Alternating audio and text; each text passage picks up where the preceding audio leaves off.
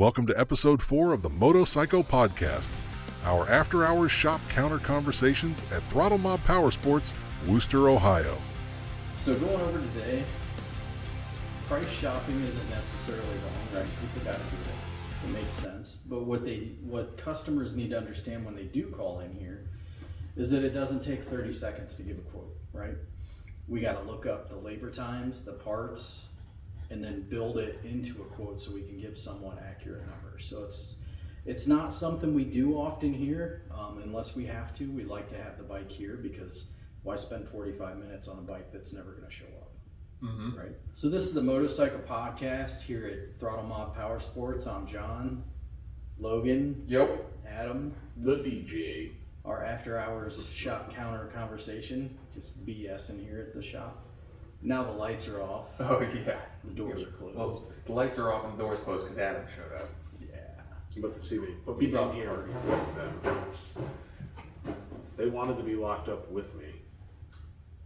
And I can't make regular jokes like I would in the shop on that because our customers or like people listening, Right. they don't know that I'm actually a straight male Well, engaged to a woman that has no interest in men. They clearly do. They're I learning. confirmed that last week. No, you. I said, To he be is not. fair, the thumbnail says Logan likes men. I literally sent it to my friends and Period. they said, "Why would you put that on YouTube?" Well, Well, we don't know how to change it yet. we're trying to change the title to be a little bit more friendly, but the basis of that section was gold. Yeah. It's What it funny was Adam had a joke, and I cut him off, and he panicked, and here we are. I didn't panic. I don't panic. So episode 4, right? You guys are, some shops may be listening, some customers might listen, but the idea behind this particular episode is just kind of, say how we handle it, maybe give some expectations and why, not, so people don't think, oh, they're just jerks, they don't want to give me a price, right? But when you call in, there's a lot more involved. Somebody calls in and says, hey, I got a 2003 Honda Shadow, 1100, and I want tires and brakes and a valve adjustment and a tune-up. How much is that going to cost? No, well, that's Let me get my crystal ball. right. Hey, a magic 8-ball. Let me pull it out of my Yeah. pocket. And not to, obviously we don't say that to them, but that's the Right. first thought that comes to your head. Because there's so much more to it, right? I got to go into a software. I got to look up each individual labor time. For each individual bike, For each nonetheless. individual action. For each individual bike, but also for each individual action. And then look up each and every part and put all that into our software to come up with, a pretty accurate price. And it's hard for somebody to just guess and say, oh, well, it's going to be It's gonna be $500-600. Yeah.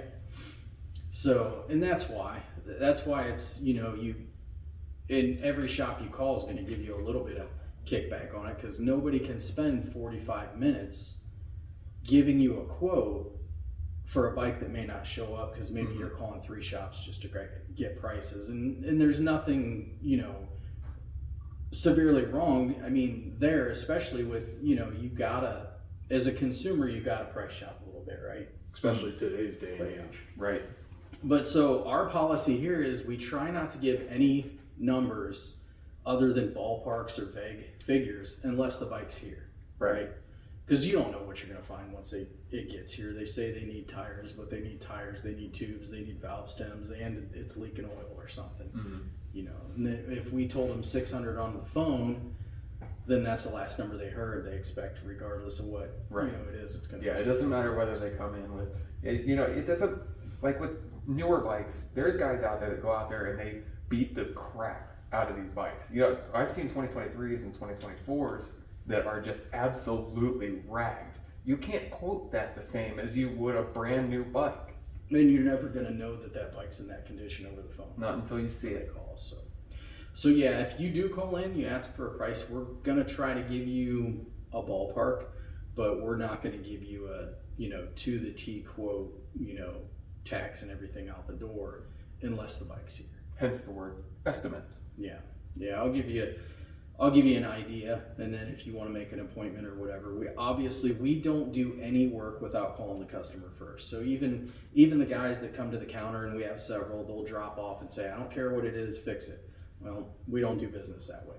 We will still look at it, give you a full quote, and give you a call, and then you say fix it from there. There's a lot of transparency that needs to be there with those customers. Yep. Yeah, and it boils down to communication. You just got to let them know. And we have the ability to send pictures, videos, or bring the people in. I personally rather, if they have time, not everybody does, I rather them come in and we can walk them around and show them everything. Every day. But this day and age with video, it's less needed. But in my opinion, I still like it. I like it. It builds trust while you're standing there and you're actually showing it. Video's okay. It still, gets the point across and everything. Pictures, not so much.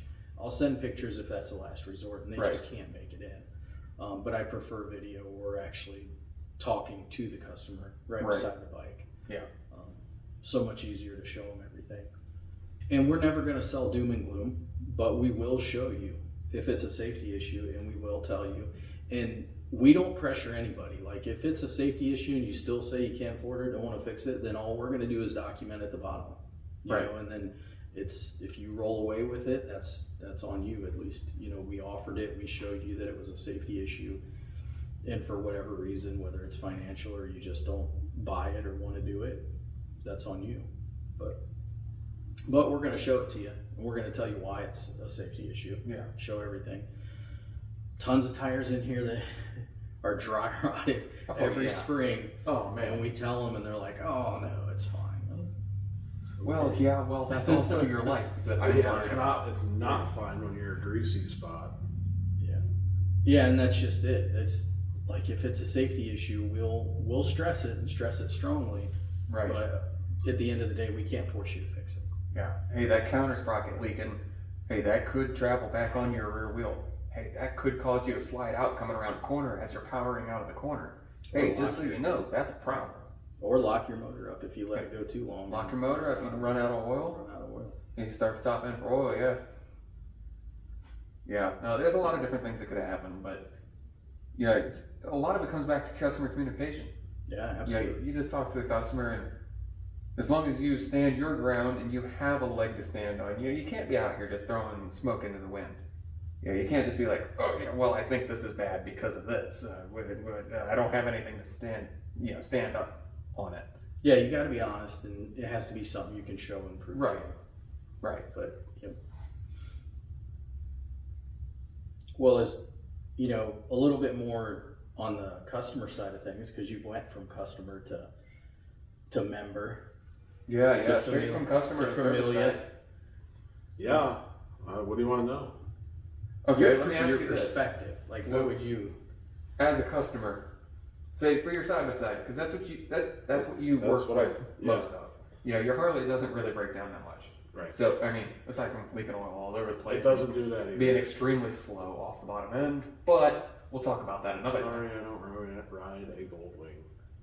Dude, it's a rocket ship. Anyway, forget about what Logan. It's a lazy boy. Forget about what 2 wheels. Oh man, I love it, man. I love it.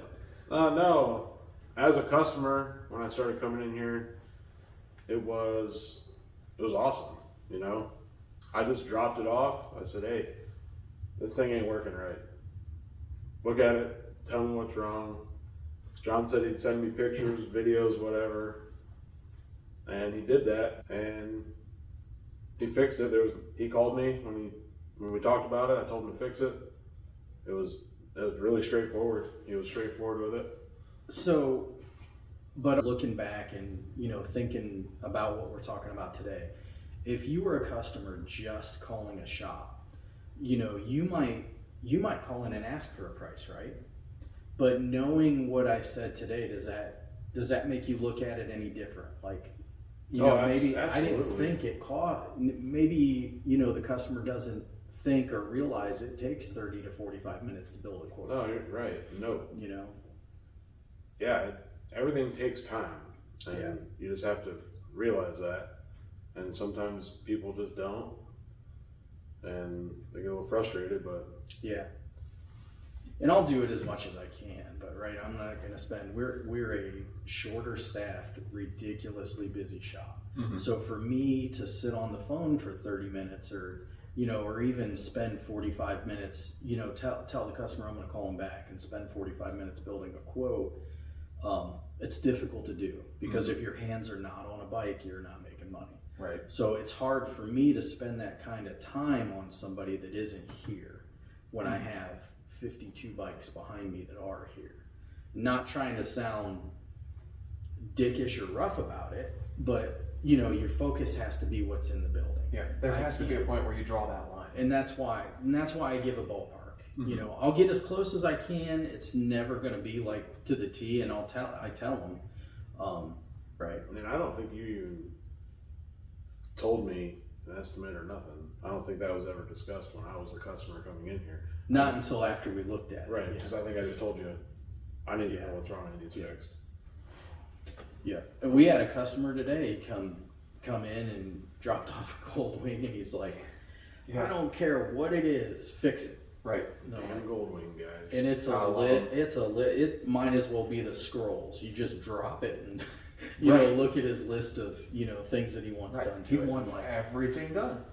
So I tell every customer that does that, because we have a few that'll come in, drop it off, say just fix it. Yeah. I always give a quote first. Like, we'll look it over, we'll diagnose anything needs diagnosed, we'll lay it out, and then I'm always going to call you. And like I told him, I said, it doesn't matter. I understand and appreciate that, but I'm going to give you a number before we work on this thing, because I don't want you having sticker shock. And I will not hang parts on your bike and just call you up and say, hey, your bike's done. By the way, it's $3,500. Come get it. Yeah. I mean, realistically, it's about protecting your integrity, right?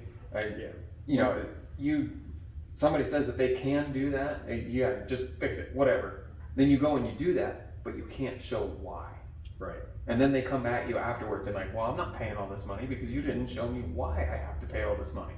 Yep. And that brings me to another point. Yeah. And it's in the state of Ohio, everybody's supposed to do it, but not that many people do it anymore. It's still being done in auto for the most part, as far as I can see, but you're supposed to save those parts. Yeah. You're supposed to show them to the customer after Absolutely. you're done.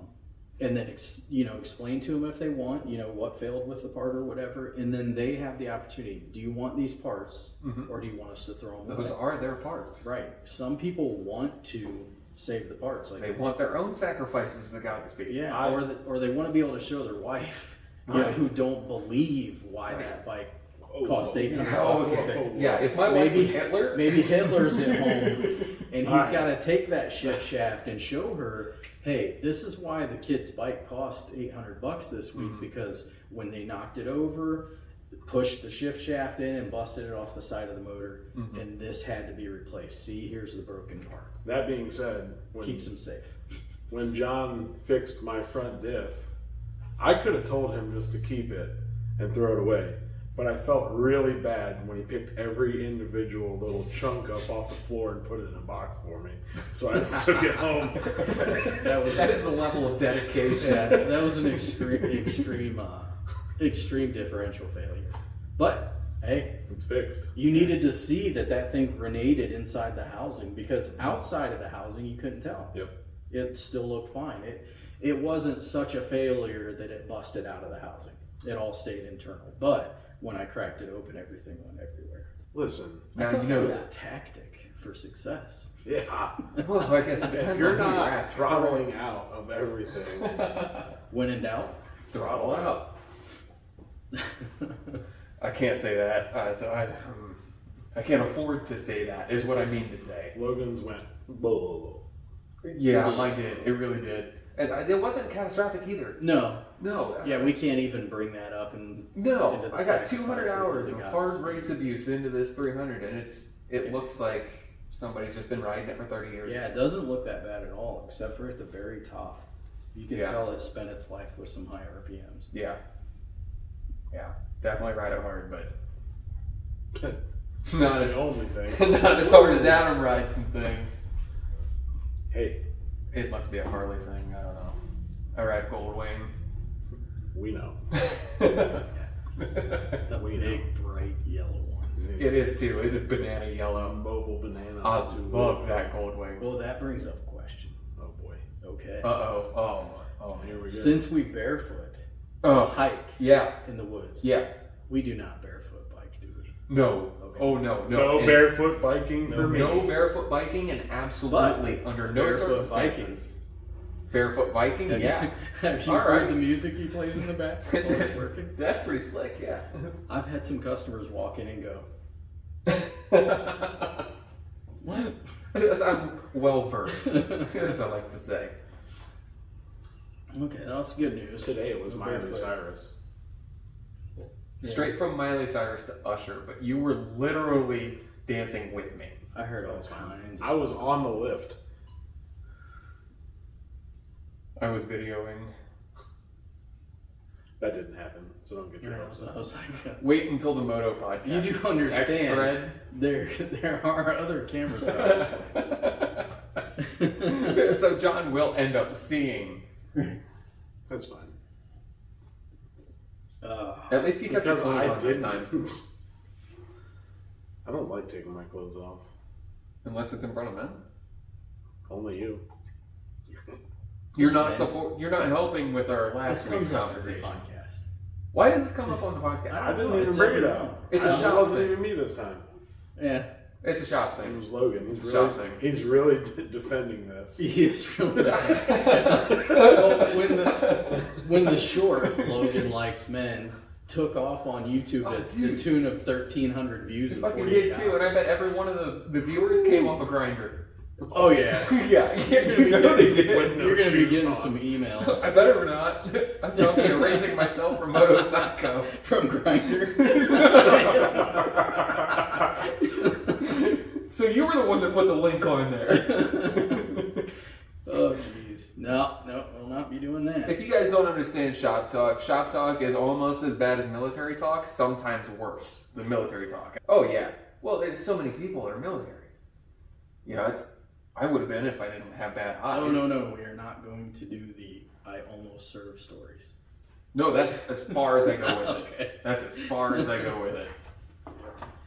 I got bad eyes. We're not going to be included into that group of people. No. Not on this podcast. Yeah. What else do you got for us, John? So, well, I think on that, it's about it, really. Awareness, shops aren't being short with you on purpose. Yeah, You no, know, if you call in, you really can't just float off of a number. Literally, yesterday, I was at the gas station, and you can't go anywhere, which is fine. I love it. That's why I did it. In the throttle mob truck without somebody coming up wanting to talk about motorcycles. That's great. I freaking love that. But first thing he says, well, how much to do this on this, and this? As decently as you can put it, we use book labor time. Yeah. And I have to quote your tires, look up the labor and all that stuff, and then we'll give you an idea. And literally after I said that, well, how much to do this? Well, how much to do that? 3 or 4 different things after, and I'm trying to be really decent because it's a good interaction. Customer sees the truck, wants to come up and talk about bikes, and that's awesome. Mm-hmm. That's showing that the wording on the side of the truck is doing its job, right? Yeah, and the need is out there. There's people out there that need somebody But to work the on. frustrating part was I literally laid it out as nicely as I could in the very first sentence. And it's like he never even heard it. Right. It's like and he said it again, and I'm like, again, labor time. I have to look it up. And I did say, because, I think he started to catch on, and I'm like, we use solely labor time as a guide so that we can be fair. Mm-hmm. I don't want to just guess and Right. tell you it's going to take 2 hours to change your back tire. If book labor time is only an hour and a half, we're going to quote you that unless we run into some catastrophic issue because it's a 30-year-old bike and we got to chase your threads or, do something crazy. We'll call Beat you. the axle out with a sledgehammer. Beat the axle out because it's never been lubricated, that kind of stuff. But that was just yesterday, and the guy come up, and the first thing he said was, how much for this? How much for this? How much for this? And I'm like, well, we can give you, you bring the bike in, we'll give you a quote Yeah. before we do any work. But I really can't I can give you sometimes a ballpark, but when you give me a list like that, I can't. Right. I'm not. Yeah, that takes time. And I mean, at the same time too, you know, you got a big list like that, and some of these operations, they take multiple steps. The manufacturers, they don't stack those steps in one labor time. You have to go in as the guy who's quoting these estimates. You have to put in all of these stacked labor times on top of each other, and you have to know how that process works.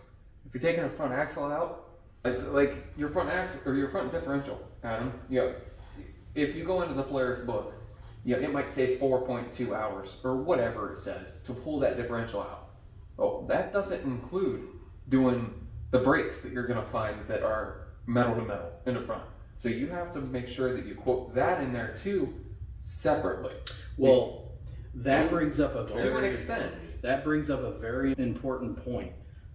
That is one thing that we do extremely differently, and I won't bash anybody, but I will say this: 90% of the dealerships out there, using the diff as an example, they will look up the labor time for the diff, and then they're going to say that's 4 hours. Then they're going to look up, they know they got to take the calipers off, they know they got to take the axle out. So they're going to look up the axle time, they're going to add that. They're going to look up the caliper time, they're going to add that. And then they're going to look up, you know, everything that's associated in that area, and they're going to add up all that labor. So you're 4 hours for the diff, you're an hour for the brakes, you're 2 hours for the, you know, the axle. So when you're at the dealership, before you know it, you're going to have, you know, anywhere from 7 to 8 hours into that diff. And that's just that one side. So they have to add all that. Right. But what we do differently is we know we go to the deepest point, and that's the diff. Right? And if it says it takes 5 or 6 hours, everything else getting to the diff, you already have to take off. It's already coming off to get to that diff, right? So that's where we do things, and then there's probably smaller shops that do the same thing. I have not seen a dealership that does this in an honest way, and maybe there is one out there, and if you found one, great, stick to them, because you found a dealership that is honest and doing things in an integral way.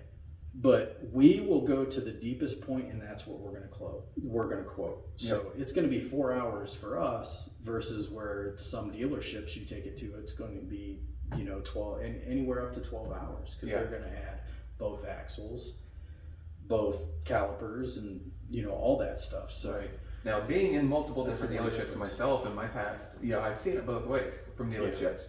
So I always mess with them when, like, UPS and FedEx are here at the same time. I'm like, you two are going to be okay out there, right? Have any issues? Well, you know that the Amazon drivers aren't ever going to be a problem. No, they're too stoned to get in and out of the truck. Well, between being stoned and wearing their pajama pants, sleeping in a van. You want to hear a funny delivery guy story? Okay. I mean, wait a minute. No, yes, but I'm gonna preface this, and we're gonna rein you in. I feel like this is leading to more than one joke, and we need to limit you. Oh, yeah. Mind your own business. I'm still trying to recover from last week's joke. So FedEx came to my work. This was before I started. You guys remember Moto Psycho? Oh, yeah. Yeah, we all. That was terrible. Oh, the joke. Yeah. Motor Scythe, actually. Yeah, Motor Scythe. Anyway, we had FedEx come. FedEx was delivering something to my work, right? Yeah. And there's an old guy that works right by the garage door. The garage door was open. Is that the Badger? No. Or whatever the fuck. Beaver? The Beaver. No. It brings up another question. The FedEx guy came in, and as like he was getting ready to walk out, the guy shut what? Where's my pictures? Oh fuck. Go on. And why did the old dude at the door make you think of his mom? Yeah, I know. Because of the pictures. It was the pictures. Anyway, he hit the close button as he was walking out, and the FedEx guy stopped, turned sideways, and the garage door came down and hit him square on top of the head. And he tried to, like, he was giving my work crap for it. Was like pissed. And they were like, why the fuck are you standing in the middle of the damn garage door? Anyway. Wow. Yeah, I mean, I hate to say this because, yeah, I agree. People need jobs, and there needs to be more jobs out there for people to get. But you got to have at least a little bit of common sense and intelligence while you're working. Well, that's interesting. what the fuck's your excuse? Oh, you both went to it. The bad part is we both thought of it at the same time. Yeah. So there could be some substance there. There might be, actually. Shots fired. I gotta start thinking about what I'm Or doing. it's just with that my we're day. both witty. Where the fuck were we? We are hiring, by the way. Oh yeah, we're hiring. Good. Yeah. Earlier I seen it over there. But It might be in the skid plate of that side by side that Adam couldn't put the belt cover back where on. the 8-inch Cornwell from 1991 that was so Sentimental. sentimental. It was knurled, that's why. Oh, It was knurled at 2 inches. I don't even know where we're at out there in at that this side point. by side. I don't know. We don't I just work here. necessarily have. I guess we could just randomly grab something for the sacrifices of gods of speed. Yeah, I mean, we got a lot of them. We do have a very pretty Hayabusa rod and piston sitting there. Yeah, you know what would be really cool about that Hayabusa piston and rod? Is if we had Adam tell the story on it. But Adam doesn't know the story. That's why it would be so much fun. Oh, yeah. Where's it at? That's right there. Oh, okay. It's this one. Oh, it's this one. So, This thing looks like a limp dick. piston. Tell us what happened. This came out of a Busa. What's a Busa? It's a fucking crotch rocket. Okay, that's fair. It's That's a- all I need to know It's from a you. street missile. Okay? And the reason that this looks like this, because that's why. That's actually really good. Is that gonna stink? Maybe. I gotta shake it out first. What the fuck was that? Yeah, high R's and a boom. Fucking scared me. That's right. That's what scared you if you Some were of on that the bike. smell might come from me. Hey. No, anyway, I don't know anything about this other than it's fucked. Okay, so from your side of things, I mean, you're a machinist by trade. You know a little bit about metallurgy. We've already been over that. Yeah, it's cast. It's weak as shit. You understand a couple of things about how the function of that particular component works. Why did it do that? Probably because the bearings went bad. What caused bearings to go bad? Probably no oil. Don't hit the highway with a quarter quart of oil in your 1300cc motorcycle. He probably checked it. Well, it was on an angle. You very well may have. It had stretched and lowered Could bike, be. so it was probably on the kickstand. You know those Goldwing guys check oil. Yeah, it's got oil in it. It's black. I could see it. Yeah. Yeah. Yeah, so lack of oil, bad bearings, shitty cast aluminum. That's not aluminum. That's steel. You got a magnet? You need to see a magnet? What kind of machinist are you to not know I that don't that's... know. Can you tell what that is by looking at it right there? Yeah. Yes. No, you Yeah, can't. the It's color with a alone bend, tells me that It's- it's not aluminum. It is a ferrous metal. You ever Whether seen it is aluminum cast get iron water or on it? cast steel, I You don't ever know. see aluminum get water on it? I don't know enough about that. It turns black. That's Aluminum not- is very porous and When you leave a Absorbs carburetor in the ultrasonic cleaner, it turns. Oh yeah. it turns black like it's been in the bottom of a pond for 6 months. Yeah. Aluminum is pretty porous. Yeah. No, you're absolutely right. But That in fact is Get off not my dick. aluminum. that is So you not know. aluminum, in fact. That was a high RPM failure on the highway. No think- oil in the machine. I'm sure by the time that oil pump started pumping, there was probably nothing in the oil pan. Yeah. Because when we got the bike in, when it was delivered here on a tow truck, Really? first thing we did was drain the oil, and I still have it out there. The oil? Yep, Yeah. You kept the it's oil? a small Gatorade bottle, and it's got that much in it. John knows a little bit more about this. It was just a high RPM failure. It was an oil starvation. Started oil. It just got really hot, and what happens to metal when it gets really hot? It melts, and this melted about halfway. The rest of the motor just kept going because there's 4 cylinders in this motor. This is only one of them. See, the other 3, they might not have started. So they kept going. So whatever that crank was trying to do, it was trying to continue its motion. It just ripped the whole end of the cap off. Destroyed the whole motor. Destroyed it. 0 opportunity to Capital D. Nothing left. Now, was that outside of the case? Was that a throttle mod failure? No, that was a customer didn't want to change his oil failure. Unfortunately, that happens quite often. Mm-hmm. That stresses the importance of checking and changing your oil. Mm-hmm. I don't even care if you want to do your oil change yourself. You come in here and ask me the procedure, well, and that's I will give you everything. So, put a tire on the bike, suggested an oil change. Customer was a DIYer, which is fine. No problems with that at all. Nothing wrong with that. We'll sell you parts. You can get your parts somewhere else. Doesn't matter. I'll even teach you how to do it. Yeah, if you don't know, we'll help you. No issues at all there. But it was, the opportunity was given to him because we noticed the oil was very black and there wasn't much in it when we changed the tire. And he declined, and instead of going home and changing his oil, he evidently thought he had enough and blew it up. You're getting excited. I can see it. He's getting excited. He's getting excited. This is the same thing that happened when Usher started playing earlier. Dude, you guys don't even know. He started bouncing. I'm DJing this weekend, guys, and I told John about it. John didn't want to go because it's Daytona Bike Week, and he had to watch Daytona Bike Week things. No, it's Supercross, dude. There's a difference between Daytona Bike Week and Daytona Supercross. I gotta watch Tomac. Bring it home. Dude, no. Hold on. No way. Oh, yeah. So I told John that I'm DJing at a winery, and he told his wife, and now his wife wants to go and hang out at the winery. So you know where John's gonna be. Hanging out with me, singing karaoke, whether he likes it. Watching Supercross on his phone at the table. You know what? I'm gonna queue up Every Rose Has Its Thorn. Oh, and I will not break eye contact. Dude, I'll sing the whole. I'll sing it with you. I don't care. And here last week, everybody thought Logan likes me. I'll sing it with you. I don't even care. We'll see how it goes. Honestly, if I was man enough to go to a winery and sing karaoke, I would do it with you guys. Well, then don't be a bitch. See, I wouldn't. But Daytona Supercross. I wouldn't be able to do it sober, for sure. Oh, no. No. Oh, I'm 100% sober. Yeah, but you're a little different. A little different? You're a little different. I mean, have you seen his size? It's a lot of different there. You're right. I didn't say it a bad way. No, you're right. I wasn't cutting on you that time. No, you can. It's okay. Cut, like, my stomach off.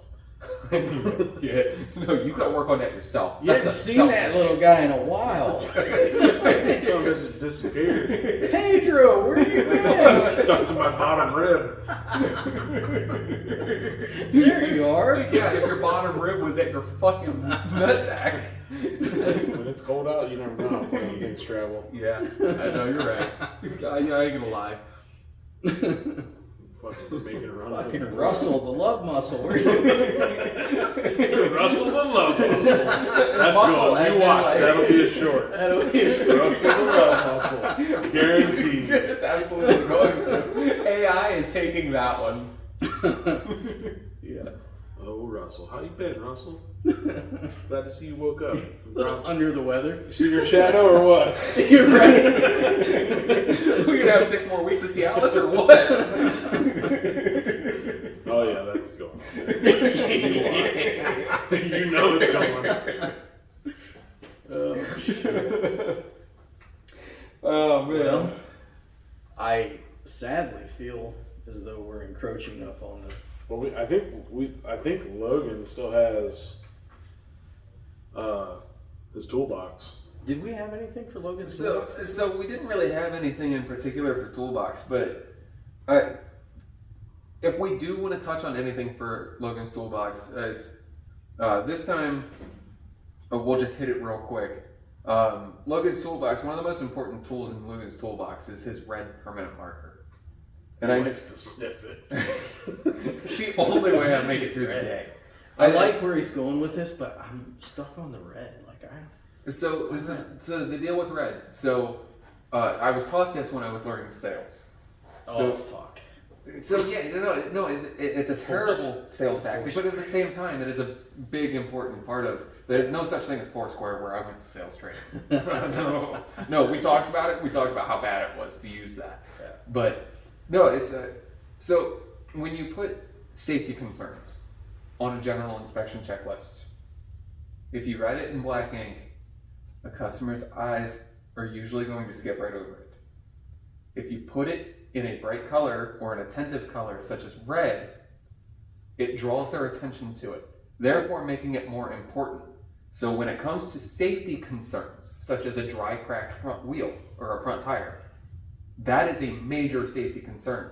If that tire blows out, you lose all of your steering, all of your handling, all of your ability to ride that bike, unless you are what's his name, 43, Valentino Rossi. So, Fucking Houdini. yeah, that's not a bad idea. I like it in a way. Like our inspection sheets, right? Everything bad is in red. Right, exactly. So, like, I get it. Yeah. I really still prefer, especially on safety, just to have the person there. Absolutely. Like, but that, to mark it in red, I can see good and bad there. Yeah. It definitely draws their attention. Mm. It feels salesy to me. Yeah. But that doesn't mean it doesn't work. I get that. For me, I fucking hate salesmen.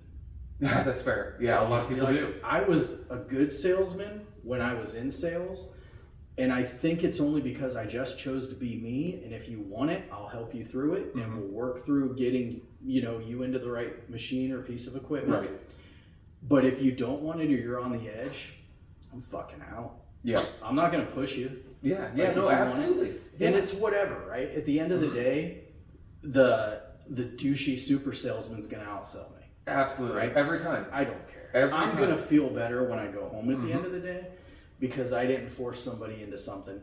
I was at a dealership where I was scolded because I was not using all the steps to push them over the edge when they were on the fence. Yeah.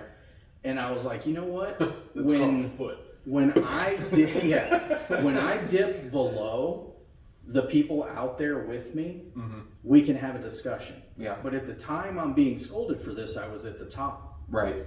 And I'm like, you know why I'm at the top?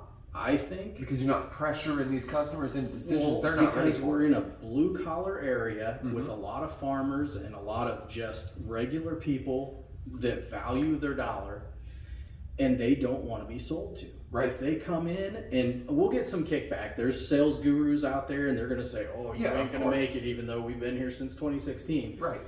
But I just can't stand the actual sales pitch stuff. Like, I want to show you what's wrong, or if you're coming in to look at a bike, show it to you, see if it fits what you're going to use it for. Right. Exactly And then what you're going to use it for. Show you the things that I think you need to know about it, and let you ask all the questions you want. And at the end of the day, if it's what you want, we're going to spend 20, 30 minutes doing some paperwork versus 4 hours, and I'm not going to push any weird, F&I, stuff at you and back end crap. And you know what? If it takes us a little longer to get where we're going because we're not squeezing, all the profit that the gurus want us to squeeze, I'm okay with that. Yeah. I'm okay with that because at the end of the day, there's no smoke and mirrors. Yeah, and when the customer walks out, he's going to feel better. He bought what he wanted or didn't buy what he didn't want or whatever. Right. And on the service side, I want every customer that comes in and buys, a service from us or has us fix something to believe what we told them. And that's why they approved it, because we showed them or they understood that, yes, this is wrong with my bike. It needs to be fixed. And it's not necessarily in a manipulative kind of way either. It is in a teaching kind of way. Hey, this is an issue because of this. Yep. We're not just trying to make you feel this way. Yep. You just want them to walk away, feeling like they were taken care of. What are you doing? He said he wanted somebody to walk away from a conversation with him. That's fair. I didn't like you anyway. So yeah. That was a really weak joke. On this week's episode of Adam's Bad Joke. Yeah. Look, you guys don't even know. So we covered a lot of, reasons why we do what we do as far as, when a customer calls in, we try not to, right? Sometimes we do, we'll do what we can. But we try not to quote over the phone if we can get away with it. It just takes too much time. We got to be working on other stuff. There's a lot of effort involved. But if you bring it in, we're not going to just say, hey, it needs this, this, and this, and this. Come pick it up. It's done. $5,000. Right. We're going to go through it. Anything you don't understand or you need to see, we're going to walk you through and show you. Or even anything that we're trying to, get you, if we're quoting a few different things on your bike, we'd like you to see them. That's why it makes so much more sense to bring your bike in, have us go over it. We can coach you through some of the things if that's the case. It's better to have us look over the bike and go through everything, build a quote. It takes more than an hour. I see him peeking at his phone. Adam? Yeah, he doesn't remember his joke. Oh, wow. Dude. In the memory of a goldfish. So, once again, somebody has to work a regular apologize, job, okay? Because I just have a feeling. Regular job? What the hell does that mean about what we're doing? Romper room in here. Yeah, no, we enjoy what we do. You know why? Because we built this life. We play with toys for a living. Literally, and get paid for it. It is. Easy. Well, not that kind of. John's toys are different than most other people's toys. We don't get paid for that. I do know John likes boats, so John really likes getting shafted, for lack of better terms. I'm a motorboating son of a bitch. I don't know about the shafted. Well, your wallet sure as hell gets shafted. We'll see. Adam, do you have a bad joke for us today? Bad joke. Nope. You think it's a good joke, don't you? Yeah, I do. Get the hell out of here. Here we go. It's great, actually. Yeah. All right. Well, if we're gonna do this, let's just do it. To smash my face on the table. Let's just get it over with. Be done and over with it. Maybe I'll choke on this piston here afterwards. Whoa, not that kind of. Oh God, no! I shouldn't have said that. And you want? Oh wait! Enough with Logan. Enough. Why did the why? Why did the motorcycle break up with its kickstand? You're already laughing. It's hilarious. This is the stupidest thing I've ever heard.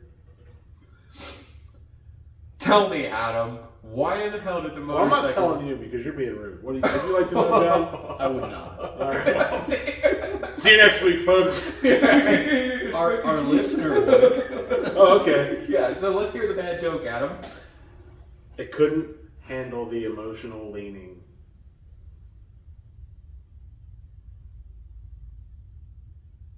I think awkward fucking silence. I think the silence says it. Right there, buddy. The awkward silence. What was that? So this is kind of like one of those jokes where like somebody like wrote it in like 7 different languages and it finally got translated to English. This is what's left.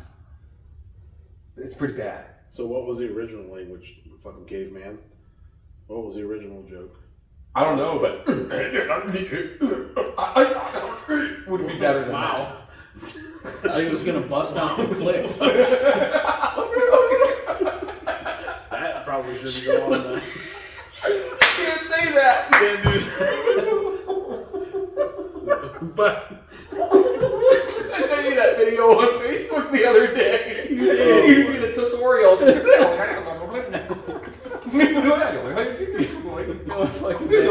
Next. Thank you for listening to the Moto Psycho Podcast. Please remember to like and subscribe and share it with someone who you think will enjoy or find the information useful.